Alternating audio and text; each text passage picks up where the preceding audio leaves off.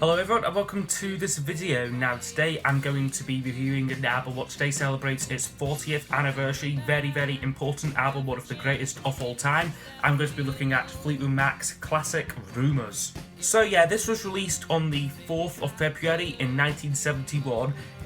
Bit of context about the album, the band's album before this was the self-titled 1975 album, and that album was a US hit, and the band they wanted to catch a similar sound for the follow-up album, this sort of quite slick production, quite sort of catchy pop songs and that, but still with some more sort of rocking moments in there. However, during the time when the band were recording and writing this album, they were going through some very difficult times personally. For example, John and Christine McVie were getting divorced, and Stevie Nicks and Lindsey Buckingham had recently ended their relationship. In addition to all that, Mick Fleetwood, the drummer, divorced his wife because she was having an affair. However, it is fascinating that despite all this personal troubles and turmoil, that they remained professional and focused on making this great album. Recording it though wasn't smooth either. Drugs such as especially cocaine were commonplace in the recording studio, and the record company didn't set a budget for completing this album because the last one was such a hit, so they could take the time, they could binge all these drugs in the studio without wasting anyone's time or money. Even after recording all of the songs, the mixing and mastering process was very complex for this, because they played the tapes so much and overdubbed on them that the drum sounds were starting to deteriorate, so they had to bring in the safety tapes off the drums and sync them up manually, the engineers who are who's the engineers on this album here. I'll just quickly check the insert, but they had to sync these two tape machines up, get both tracks running at the same time. Does it say in here, right? It says Ken Calliot and Richard Dashut, they were the engineers, and they did a fantastic job. This is one of the greatest sounding albums of all time, it has to be said. It was also one of the most successful of all time, selling over 45 million copies worldwide. It also won the 1978 Grammy Award for Album of the Year. So yeah, incredibly successful album, number one in loads of countries, worldwide hit album here. So I'm now going to quickly show you the vinyl packaging here. It is a little bit basic, not a gatefold or anything. This is just a standard copy of it. There's a back cover there, sort of your typical sort of band shot there, and nice front cover as well of Stevie Nicks and Mick Fleetwood there. Inside here you get a insert, which is this nice sort of photo collage on it, of period photos of the band, which is quite nice. And then in here the lyrics and that to all of the songs and production credits, which is nice. I mean, it is really good that they included this with the vinyl packaging. And the record here, I have shown this album before, definitely. I had this a long time, and curiously enough, my label it gets two of the tracks mixed up. It lists You Make Loving Fun after Go Your Own Way, which in that place should be Songbird, and then on side 2 it's got Songbird instead of You Make Loving Fun, so it's kind of just mixed up the two Christine McVie songs. But this is an 80s reissue of the album, I think. So yeah, really nice vinyl, really nice pressing as well. So I will now go over each of the album's songs.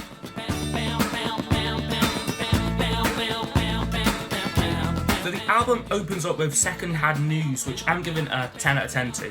Love this song, great opener to the album, great sort of toe tapping rhythm to start with, them sort of acoustic guitars going on. Really great sound, just really big sound for not very many instruments. Which once again, great credit to the engineers on this album. Buckingham has said that this one was inspired by sort of a marching band kind of rhythm. although like he like adapted that like when like he heard, I think it was like the Bee Gees Jive Talking to make it like a little bit more disco-y, a little bit more little bit more danceable, and that it really works well, like the rhythm of the song, and like the lyrics of this one concern like the woman like he was seeing like after like he and like Nick's like ended like their relationship. So yeah, it is a fantastic song, great way to introduce the album, I think.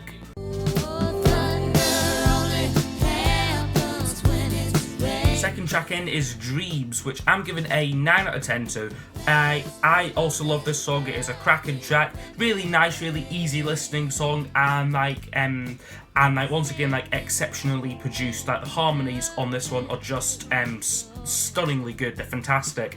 Although it isn't a personal favourite of mine, like there are a couple of like other songs like on the album where there's quite a few other ones I would like tend to go to first. Although this was a massive hit, like, I think this was Fleetwood Mac's only #1 in like the US, and that's one of like the most popular songs.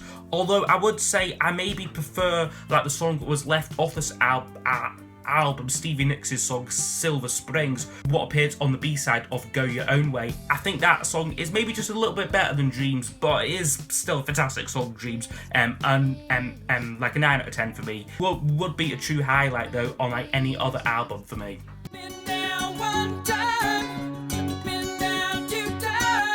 Third track in is called Never Going Back Again, which is a 10 out of 10 for me.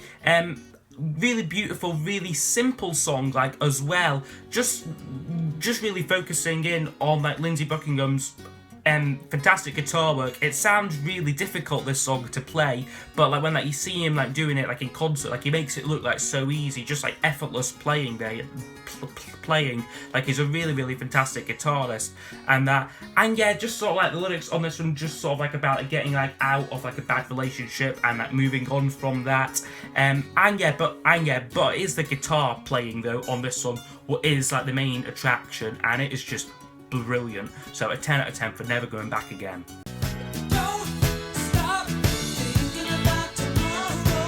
Second is Christian McVie's first writing contribution to the album. It is the fantastic Don't Stop, which is yet again a 10 out of 10. Just brilliant upbeat song, really just like about like looking like into like the future, like with optimism, and that like as I said, like written by like Christian McVie, but like but like she duets with like Lindsey Buckingham on this one. That worked really well. Like they also do like that on like the song World Turning from like the album before. Like I think that like their voices like they really work together really well. They didn't do it like that often, like sort of like duetting, but like when they did, it was just magic. And yeah, a fantastic song, like a top 5 hit in like the US. Unfortunately though, it only reached number 32 in like the UK charts. Like not all like the singles from this done like especially well in like the UK. Like I think there were like a couple like of reasons for that. I think like people like who bought this album were mostly like adults and like more like more sort of like mature audience, so they just bought the album. Like they wouldn't bother buying like the singles from it.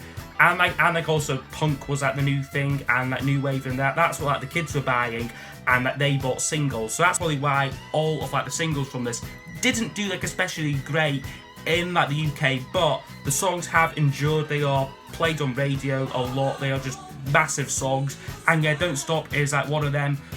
Really fantastic track here.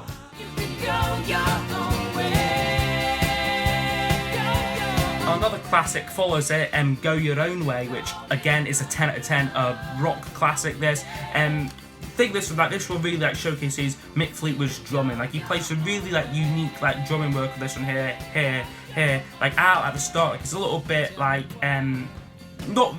not really sort of like a straight beat. It's kind of like all over the place, really like the drumming, but like it drags you into the song. It really like captivates you, like his drumming, and then like when like the chorus comes in, like the beat of the song like is like established, and that and like yeah, like Lindsey Buckingham like also does some brilliant guitar work, brilliant vocals, and that, and like the lyrics on this one like are like written like about Stevie Nicks and like their relationship. Was the album's preview single, reached I think certainly at the top 5 in like the US, and like the hype what like this preview single like caused like for the album like was so great that it led to 800,000 pre-orders for the album, like the largest ever up to this point in time. So yeah, a brilliant song there, Go Your Own Way. And the songbirds are singing. Now Now closing side one, we have Songbird, which is the second McVie number, and absolutely gorgeous track. Sung and played beautifully, like solo. This one was recorded like especially like in like an auditorium, like as to sort of like capture like a very kind of like ambient like mood and like atmosphere. Like it really pays off that, and like yeah, like it's just a fantastic, really beautiful, really touching song. She says that like the lyrics on this one, like they're not about like anyone like specifically, so like the song like in like a way kind of like becomes like a universal anthem like in like some ways. And like that's what I like. It is like you can really like sort of like relate to like this song, like whatever like sort of like situation like you're in, which I think like is great. Yeah, really emotional song, really touching track. Another 10 out of 10.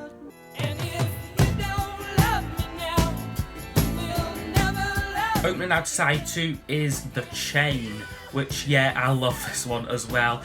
Just shows how great they could be like when like they work together. This is like the only track like in like whole of like Fleetwood Mac's catalogue what was co-written by like all 5 members, and like yeah, it just shows how well they could work together, like coming up with like the different sections for this song. Like you've got the verse, which is like one thing, and then like the chorus, and then like that amazing outro with like that iconic bass line by like John McVie, like what's been used like in like Formula One and like whatnot. Just a magical ending to this song, and like the verses like are like great as well. Love the way like they edited this. They literally just like cut the tape up. Like these were like the days of like analog tape and that. So it's just fascinating how like a song like this like just like came together.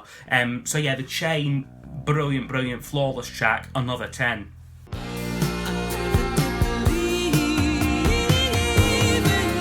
Now is called You Make Lovin' Fun, like another McVie track and another 10 out of 10. Yeah, one of her very best songs like in like my opinion. The lyrics on this one like are like written like about like an affair what she was having with Fleetwood Mac's lighting engineer. She told John McVie that this was like about like their dog. I think that he would later find out like what it was really about though. And like yeah, like apparently like early versions of this song don't feature Lindsey Buckingham. Like he wasn't like involved like with like the evolution of this song. So like it really gave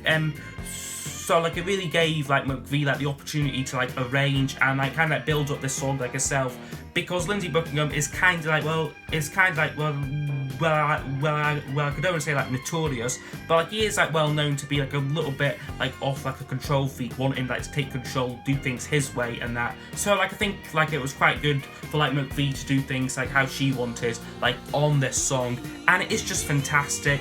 A 4th single from the album, once again reached the top 10 like in like America. So brilliant track, You Make Lovin' Fun.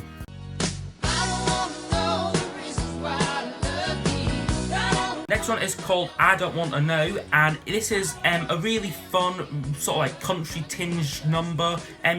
Yeah, really fun, really bouncy track with sort of like these Everly Brothers style like harmonies on it between Buckingham and Nicks. Just works really well. This was actually added to the album last minute because we were going to put the song Silver Springs like on like the album like in like its place, but they felt that there would be too many sort of like slower ones, so like it was decided to bring this song, what was actually written during like the early 70s when like they were just like Buckingham Nicks, to bring this one out, work on it like a little bit more and like put it out there, and it works so well. Like I mean like they're really like having fun like recording this song here. Like the harmonies, like the guitar playing is just fantastic.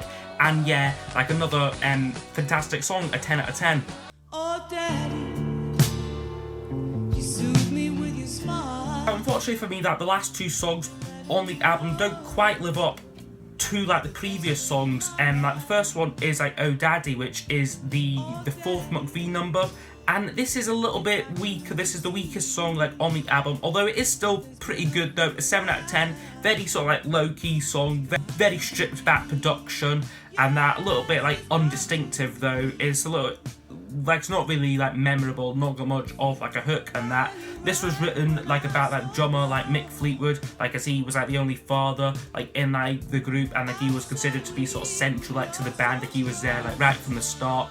So yeah, it is like a good song. It's not like bad by any means, but like when it's like within the company of like The Chain, You Make Lovin' Fun, Songbird, it does kind of like drag down a little bit personally, but it is still a great song though. Oh Daddy, a 7 out of 10.